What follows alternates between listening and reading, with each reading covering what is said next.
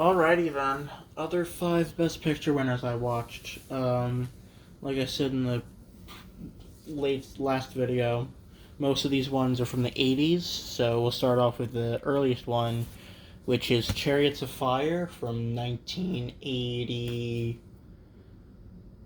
1981. Um, it's an alright movie. I mean, the theme is iconic and probably the best element. The acting was not all too great. Before watching this, I called it the British People Running movie, and yeah, that's what it is. British People Running movie. Except one of them is Scottish, so um, yeah, the story wasn't all. I guess the story kind of got compelling.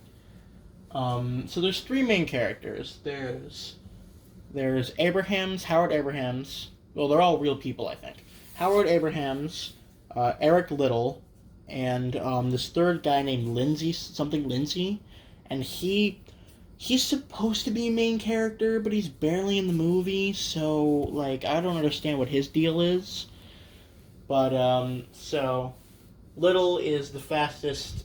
He's the fastest Scotsman in the world, and his girlfriend tells him is like, hey, I don't know how to review this without like just describing what happens because like really nothing happens.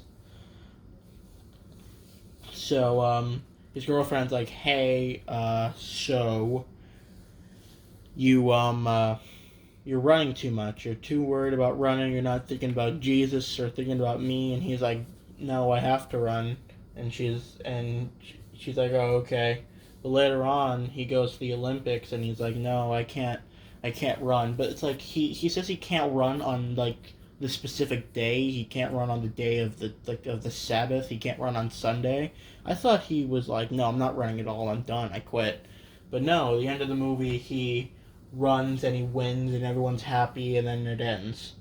And then so then Howard Abrahams, his whole thing is, oh, I want to be faster. So he gets this coach named Sam Musabini, and he teaches Howard how to run better, and he gets an Olympic medal.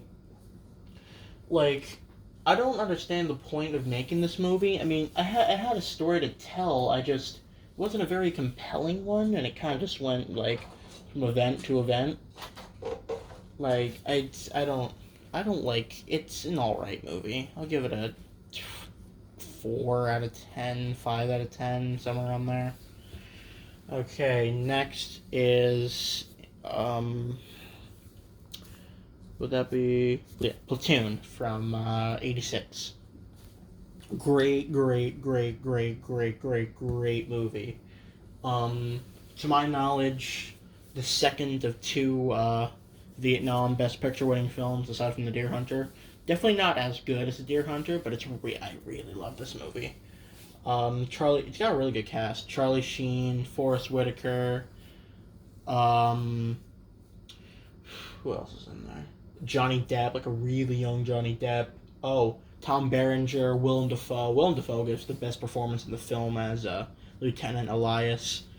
Either him or Berenger, they were both great. Um, Story is about Charlie Sheen going to fight in Vietnam and having to live through all that. And what makes it all the more better is that the director, Oliver Stone, actually did fight in Vietnam. So everything that happens in the movie is like accurate. Um, yeah, super great film. It tells a really great story of like two lieutenants butting heads, and then one of them dies, and how the platoon suffers from that, and how everyone, like, some people die, and it's actually most people die. But yeah, no, it's really great. I'll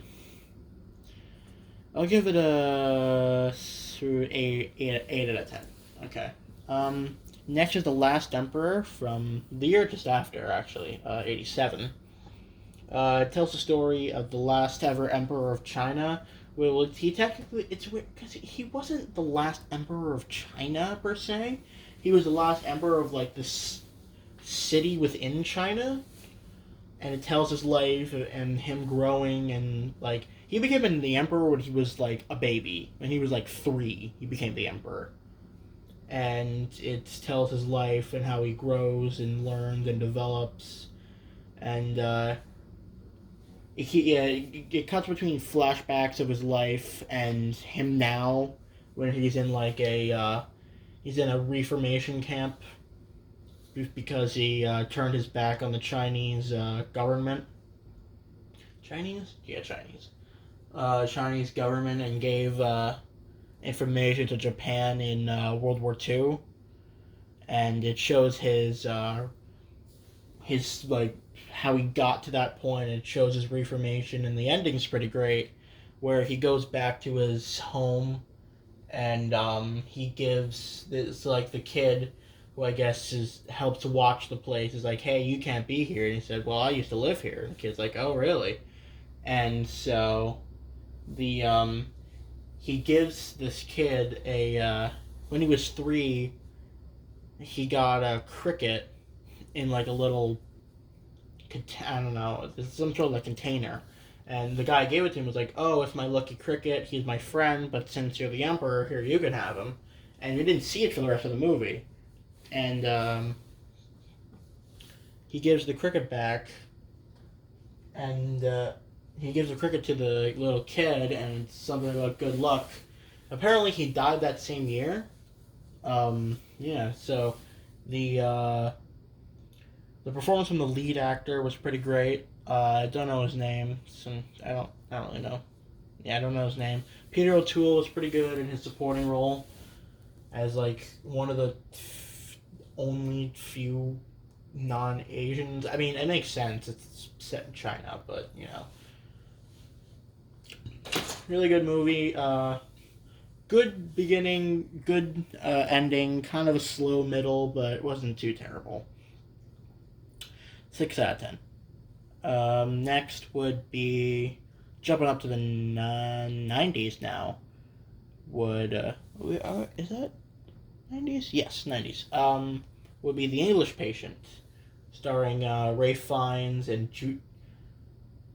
Julia Scott Williams, something like that. Juliette Binoche and Naveen Andrews of Lost fame. As soon as I saw his credit, I was like, oh my god, it's Saeed. No, but everyone gave a pretty great performance. I like, Willem Dafoe's in that. I forgot he was in that too. It tells the story of a man whose plane got shot down. He was badly burnt. He's a man with no past. And Juliette Binoche, like, she's a nurse, and she, like, feels this, like, deep connection with him. And she's like, hey, you know, I'm gonna hide out here, and me and him, I'm gonna be with him till his dying days, and he reflects back on his life, like, years prior. This is also set during... A lot of Best Picture winners have been set during World War II or about World War II.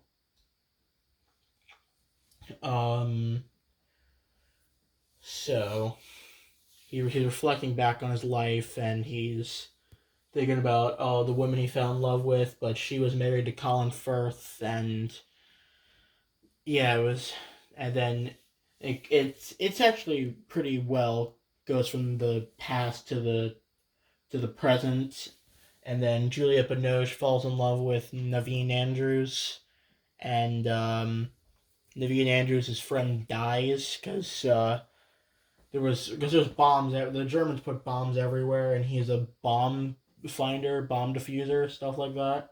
And his friend dies because the war ended, but of course there's still bombs everywhere, and his friend ends up triggering one and dies. Willem Dafoe was planning on killing Ray Fiennes' character because he lost his fingers to a German officer, because he was like a spy, and he thought Ray Fiennes had something to do with it, and he did. Ray Fiennes gave maps of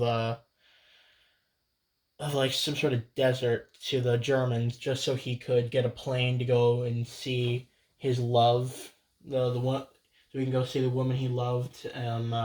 Because Colin Firth crashed a plane, and I don't know why he crashed it. Probably because Colin Firth found out that Ray Fiennes and his wife had like an affair, and I guess he tried to kill Ray Fiennes and messed up. He died immediately, and then he took her to this cave that they had first met in, and said, "All right, you stay there. I'm gonna go get some help." He walked for 3 days, and then the Germans arrested him, or someone arrested him. I don't think it was the Germans. Then he gave maps to the Germans, and when he got back, his love was already dead. So he put her in the plane, and he flew over.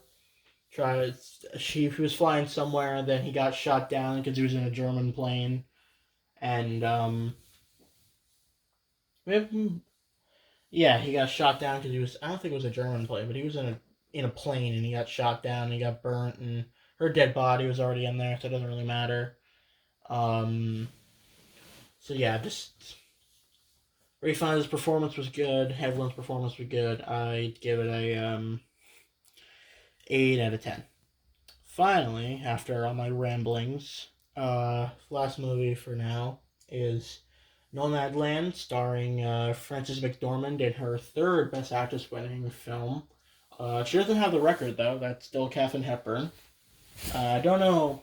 I know she won for uh, Lions in the Winter, something like that.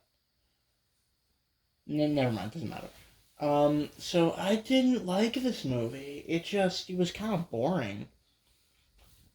I know it's trying to sell the story, but it's like it has the whole Manchester by the Sea vibe, where it's like you don't feel like you're watching a movie, you feel like you're watching somebody's life, and that every event is spontaneous, but there is like a through line between those events.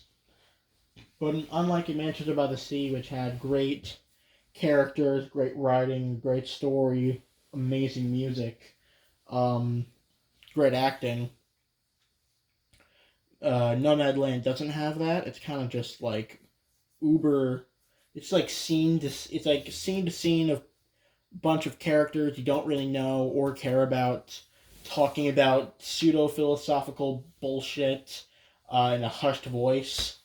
It wasn't. It just Frances McDormand's a great actress. I love everything she's in, but she was not good in this film. She underacted all of it. Uh, I couldn't find any of the themes compelling. I couldn't find the story compelling. How it won Best Picture, I don't know. Um, I honestly look. I do not like the film Promising Young Woman. I do not. But I thought Carey Mulligan in Promising Young Woman was better than Frances McDormand in Nomadland, and that's saying a lot. So yeah, Nomadland didn't tickle my. I could see why the Academy would like it because it's got like that. Oh, it's just free spirit. It's all about you. Got to think about. You don't need a set home. The road can be your home, man. It's got that whole thing going on. I'll give it a 4 out of 10. So that's all of them. I rambled about the English Patient for a long time. Jesus. So yeah, that's that. I got 25 films left. I already have four in. I got four from the library, so I'm gonna watch those when I get the chance. Um, Sorry that these reviews aren't really like too in depth or like analytical. It's kind of just like whatever comes. I don't write this down at all.